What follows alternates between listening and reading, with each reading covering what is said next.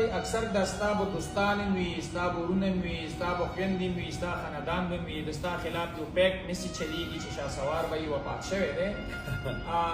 د ستا به ښه دوستان وي هغه به په تا باندې ډېر خفه کېږي تا ته به معلوم وي ماشاءالله ښه علماو سره دې تعلق شته ښه خلکو ښه خانداني خلکو سره دې تعلق شته هغوی ته څه ویل غواړې؟ بالکل جی دوی ټیک ویلي چې شهسوار وفات شوی دی هغه شهسوار وفات شوی دی چې چا به ګناه کوله هغه شهسوار وفات شوی دی چې چا به نشه کوله هغه شهسوار نن د ځمکې د تل د لاندې وفات شوی دی تنه شوی دی چې چا به د خپل بیبي خبره نه اورېده چې چا به د خپل مور خبره نه اورېده.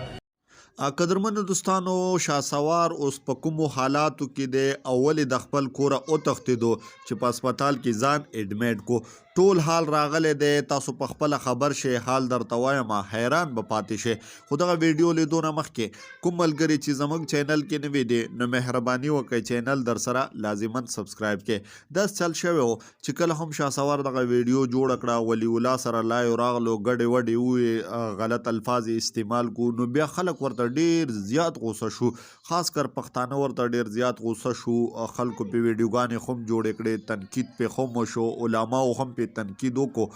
نو بیا د دغه یری شهسوار د خپل کوره وتښتېدو دا سوچ وکړو چې داسې نه وي دغه پښتانه ماله څه نقصان راورسوي ولې دې نه مخکې هم شهسوار داسې ګډې وډې څه الفاظ استعمال کړي څه ټایم مخکې بیا ورپسې څوک راغلو او سم یې والی او سم والی ورکړي په دغه یاره باندې په دغه ویره باندې شهسوار اوس هسپتال کې ځان اډمیټ کړی دی او دغه خبره کوي چې ماله چا انجکشن را کړی او ګولۍ را کړې وي د هغه د وجې زه په ځان نه پوه نه یم شوی او زه الله پاک نه هم معافي غوښتلی دی او خلکو نه هم معافي غواړم